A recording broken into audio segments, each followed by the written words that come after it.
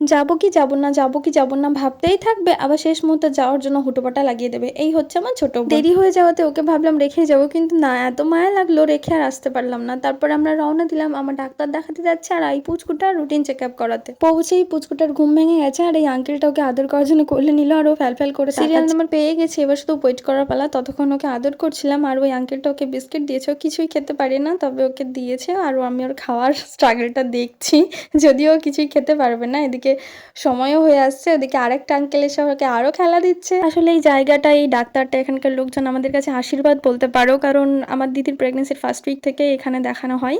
তার আগে দিদির মিসক্যারেজ হয়েছে, তো এই বাচ্চাটারও ওই রকমই সম্ভাবনা দেখা দিচ্ছিল। তখন আমরা ভীষণ কেঁদেছিলাম আর খুব ভেঙে পড়েছিলাম। আল্লাহর মেহেরবানিতে দিদির কোলে আমাদের সোনাটা আসতে পেরেছে, তার জন্য আল্লাহর কাছে লাখ লাখ শুক্রিয়া। এখনো ওই দিনগুলোর কথা মনে পড়লে আর নেহানের দিকে তাকালে ভীষণ কান্না পায়। 3 বোনে আমরা বেরিয়েছি, যেহেতু সামনের দিকটা একটু ঘুরবো ভাবছিলাম, তো সামনে একটা নদী ছিল, ওখানে ঘুরলাম, মোমো খেলাম। তারপর এই বোন ফুলের পাপড়িগুলো নিয়ে আবার বাঁশি বাজানোর চেষ্টা করছিল। আমরা বেশিক্ষণ ওখানে থাকিনি, খুব তাড়াতাড়ি ওখান থেকে বেরিয়ে পড়ি বাড়ির উদ্দেশ্যে। আসলে আমাদের নিজেদের মধ্যে সময় কাটাতে খুবই ভালো লাগে। 3 বোন আমরা কখনো একসাথে থাকতে পারি না, তো আজকে দিনটা ভীষণ ভালো কাটলো। ওদিকে নেহানও ঘুমিয়ে গেল আস্তে আস্তে।